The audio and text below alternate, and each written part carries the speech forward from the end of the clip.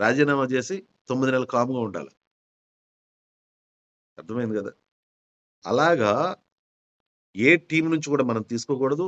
ఏ టీమ్‌కి మనము వెళ్ళకూడదు. అంటే నువ్ నువ్వు వాళ్ళని పెంచి పోషించే విధానాన్ని బట్టి చూసారా ఎవడన్నా కుర్రగాడు ఏమైనా తప్పు చేశాడనుకోండి, "ఆ పెంపకం రా" అంటారు. ఏంటది? పెంపకం అంటారు. పెంపకం. పెంపకం తినలేదు అందుకే ఆడు హ్మ్, తన్నులు తింటున్నాడు. ఆ పెంపకం తినలేదు అందుకని జైల్‌లో ఉన్నాడు. యెస్. You are correct. పెంపకం తిరంగా ఉండాలి. ఒక్క పర్సన్ నీ టీమ్‌లోకొచ్చాడనంటే, నువ్వు చూపించేటువంటి ఆ ప్రేమాప్యాయతలను బట్టి, నువ్విచ్చేటువంటి ఆ గౌరవాన్ని బట్టి, నువ్విచ్చేటువంటి నిన్న ఆహ్, నన్ను భోజనం చేయమంటున్నారు. అలా కాదండి. నా టీము. వాళ్ళు తినాలి. వాళ్ళు తిన్న తర్వాత నేను తింటాను. లేదు లేదండి మనం తినాలి ముందు. చూసారా? పిల్లలు కూడా అంతే గదా! తల్లి అలాగే అంటది గదా! ముందు తిన్న తర్వాత కాదు గానీ, పిల్లలు తిన్న తర్వాత అప్పుడు వాళ్ళు తింటారండి. ప్రేమ నిజమైనటువంటి తండ్రి, నిజమైన తల్లి ఏం చేస్తదంటే, పిల్లలు తిన్న తర్వాతే నేను తింటే తినొచ్చు లేకపోతే లేదు కడుపు నిండిపోయిందంటారు.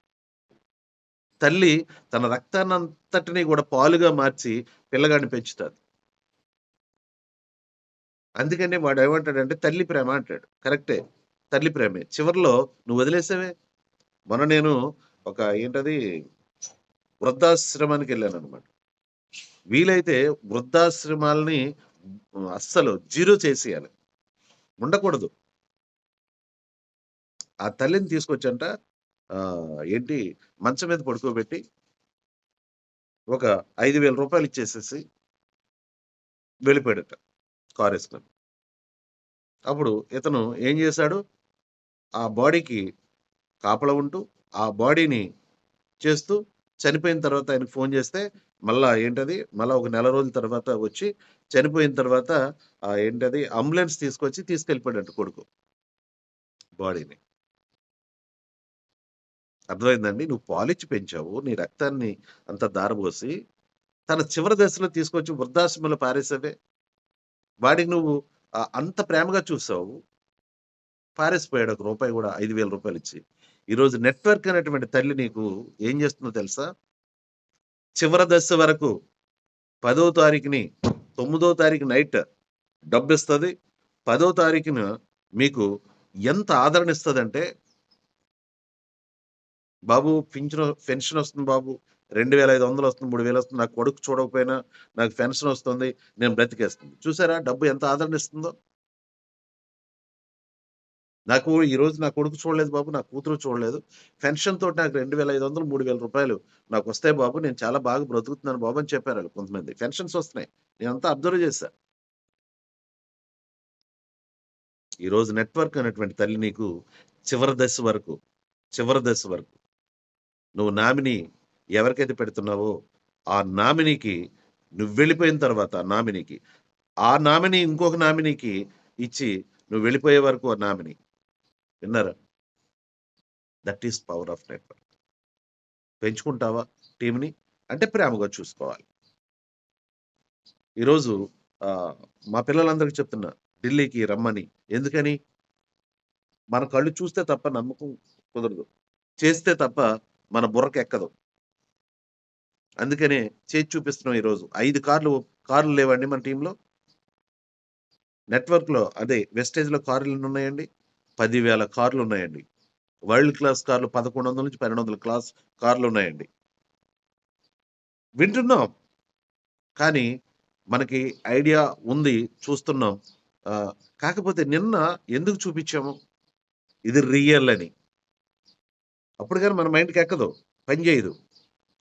ఈ రియల్ కార్లెక్కడి నుంచొస్తున్నాయి? ఈ రియల్ డబ్బెక్కడి నుంచొస్తుందంటే నెట్‌వర్క్. పోనీ పెట్టుబడి ఏమైనా ఉందా? అవసరం లేదు. మరి పెట్టుబడేంటి? నువ్వు ప్రతి మీటింగ్‌కి అటెండ్ అవ్వడమే. సార్ చూసిన మీటింగ్ ఎన్ని సార్లు చూస్తాం సార్. అలా ఒప్పుకోదండి మన మైండ్. ప్రతిరోజు చార్జ్ చేయవలసిందే సెల్‌లాగా. ప్రతి నిమిషం చార్జ్ చేయవలసిందే. మన సెల్ రూ. 1,00,000 సెల్ అయినా గాని ఒక అర్ధగంట చార్జ్ లేకపోతే అంతే ఆగిపోతది కదా! మరి చూసిన మీటింగే చూడడం, చెప్పిన మాటే చెప్పడం, విన్న మాటే వినడం అంటే మన మైండ్ అలాంటిదన్నమాట. 24 గంటలు మర్చిపోయేటటువంటి తత్వం కలిగినటువంటిది మన మైండ్. కాబట్టి ఎప్పటికప్పుడు దీన్ని మనము చార్జ్ చేస్తూనే ఉండాలి. చార్జ్ చేస్తూనే ఉండాలి. చార్జ్ చేస్తూ ఉండాలి. చేస్తూ ఉంటే నువ్వు చేయలేని పని ఏది లేదు in the network. And especially Vestige is the most powerful and product is very beautiful. ప్రొడక్ట్‌లో దమ్మున్న ప్రొడక్ట్. మొన్న మేడం ఎవరో సంథింగ్ బిక్కవోలు, "సార్ మీరిచ్చారు సార్. ఇంత క్రితం నాకు నిద్ర పట్టేది కాదు సార్. కాబట్టి ఇప్పుడు మీరిచ్చినటువంటి పరిస్థితిని బట్టి ఆ స్పిరిలోన లేకపోతే ఆ నూనె తీసుకుంటున్నాను సార్. బ్రహ్మాండంగా నిద్రపోతున్నాను సార్. సార్ సార్ కానీ సార్, కానీ సార్ కాళ్ళు పీకులు మాత్రం తగ్గలేదు సార్." హుహు. అవునమ్మా. ఒక రోజులో తగ్గాలా? 2 రోజుల్లో తగ్గాలా? అయ్యా మీరెప్పుడు తగ్గితే అంత మంచిది సార్. నేను వాడేటువంటి కాల్షియం ఎనకాలుంటే తీసిచ్చా. ఇచ్చి "నీకు ఇవాళ ఉంటాయమ్మా రేపుండవు" అని జెప్పా. నిన్న ఫోను చేసి ఆవిడ అంటుంది, "ఆ సార్‌కి ఒకసారి నమస్కారం చెప్పమ్మా" అని చెప్పేసి ఒక మేడంతో చెప్తుందావిడ. ఎందుకని? ఆవిడకేం లోటు? ఆ లోటున్నటువంటిది మనం పూడ్చాం. డాక్టర్లు పూడ్చలేకపోయారు. లేకపోతే హాస్పిటల్స్ ఆవిడని పూడ్చలేకపోయినియి. అంటే పూడ్చడం మీన్ ఆవిడ ఏంటి కాళ్ళు నొప్పులు తగ్గించలేకపోయినియి. అక్కడ ఏమి తక్కువో అది నువ్వు అర్థం జేసుకోవాలంటే ప్రొడక్ట్ మీటింగ్‌కి రావాలి. ఎప్పుడు రామకోటి చెప్పడమేనా? ఎప్పుడు నేను సలహాలివ్వడమేనా? నువ్వెప్పుడవుతావు అడ్వైజర్? నువ్వెప్పుడవుతావు హెల్త్‌కి సంబంధించినటువంటి పర్సన్‌వి? వినాలి, వినాలి, వినాలి, వినాలి. ఆ కాళ్ళు నొప్పులు ఎందుకొస్తున్నాయి అంటే వెంటనే మనోళ్ళు ఏమి చేస్తారంటే గ్లూకోజ్ కాళ్ళు నొప్పులు రావడానికి గ్లూకోజ్ మెయిన్ ఏంటండి? కాల్షియం లోటు ఇక్కడ. తల వెంట్రుకలు రాలిపోతున్నాయంటే వెంటనే షాంపూ ఇచ్చేస్తారు. తల వెంట్రుకలు రాలడానికి షాంపూ కాదండి. Inside of inside of calcium లోటు. బాడీలో కాల్షియం ఉంటది. కాల్షియం బాడీ వాడేసుకుంటుంటది. మొత్తం అయిపోయిన తర్వాత ఎక్కడికి పడితే అక్కడికి ఊడడం మొదలవుతాయి. కాళ్ళు నొప్పులొస్తాయి. తల వెంట్రుకలు రాలిపోతాయి. కంటి చూపు తగ్గిపోతుంది. బ్లడ్‌లో కాల్షియం ఉండాలి. ఐరన్ ఉండాలి. తర్వాత ఏంటది ఎముకలు విపరీతమైనటువంటి కాల్షియం 100% మనం మెయింటెనెన్స్ చేయాలి. కొత్త హౌస్ కట్టుకుంటాం గదా! కొత్త హౌస్ కట్టుకున్న తర్వాత ఏం జేయాలి? మెయింటెనెన్స్ చేయాలి దాన్ని. దాన్ని ఎలా పడితే చిందరబందర గందరగోళంగా వాడేస్తే మొత్తం అంతా అది ఒకలాగా తయారైపోద్ది. దాన్ని మెయింటెనెన్స్ చేయాలి. 5 సంవత్సరాలకోసారి పెయింట్స్ ఎయాలి. అక్కడక్కడ ఏమన్నా పరికరాలు పోయుంటే వాటిని కొత్తవి ఆ ప్లేస్‌లో కొత్తవెయ్యాలి.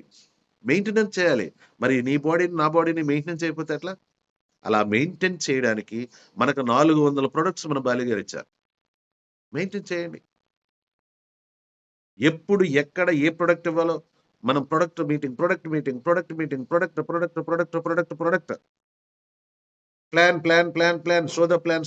Show the plan. సార్ నాకెయ్యండి సార్. ఏమేత్తారు? నీకు కిందెయ్య ఎవరినో ఎయ్యాలంట కింద. ముందు నువ్వు తయారవ్వు. కిందేయడం, మీదేయడం గాదు. ఫస్ట్ నువ్వు తయారైతే చాలా మందిని తయారు జేస్తావు. కిందేస్తే ఉపయోగం ఏముందండి? ఏసే బిజినెస్ కాదు. చేసే బిజినెస్, చూసే బిజినెస్ అని చెప్తూ ఉంటాను నేను. ఏమెయ్యాలి కింద? ఎంతమందినెయ్యాలి? నువ్వు తయారవ్వాలి. నువ్వు తయారైతే కొన్ని వందల మంది నీకులాంటోళ్ళని తయారు జేసుకుంటావు. నీకు తయారు జేయటం వస్తే. ఎవరో ఏస్తే నువ్వు డబ్బు తీసుకుంటే, ఒకవేళ వాళ్ళెయకపోతే నీ పరిస్థితేంటి? నువ్వే తయారైపోయావనుకో, చాలా మందిని తయారు చేయొచ్చు. ఈరోజు ఒక బిజినెస్ ప్లాన్, ఒక ప్రొడక్ట్ ప్లాన్, లేకపోతే ఒక మోటివేషన్ నీకు కావాలి. ఇది అనుదిన చర్య. అనుదినచర్య. ఎల్లప్పుడూ చర్యది. ఆ చర్య కార్యక్రమం చేసుకుంటూ దీంట్లో గూడా క్వాలిటీ ఉండాలండి. మైండ్ క్వాలిటీ ఉండాలి. అండ్ వాయిస్‌లో క్వాలిటీ ఉండాలి. అండ్ ఆహ్, ఏదన్నా తప్పులు నేను కూడా తప్పులు జేస్తాను. నేను గూడా మనిషినే గదా! దేవుడినేం కాదు గదా! నా తప్పు నాకు తెలీదు. ఎవరన్నా నాకు చెప్పారనుకోండి, "సార్ మీరు ఈ తప్పు చేస్తున్నారు సార్" అంటే రాసుకోండి. మీ హృదయం అనేటువంటి దాని మీద రాసుకోండి. యెస్ నువ్వు తప్పు చేస్తున్నావంట. సరిదిద్దుకునే అవకాశం వచ్చింది. అని చెప్పేసి సరిదిద్దుకోవాలి. లేదు నేను ఇంతే అంటే నువ్వంతే. నేను తప్పు చేసినా కూడా సరిదిద్దుకుంటా. సరిదిద్దుకునే అవకాశం ఇస్తున్నారు వాళ్ళు. అంత తొందరగా ఈ ఈ సరిదిద్దుకోవడం అంటే జరగదు. ట్రై చేయాలి.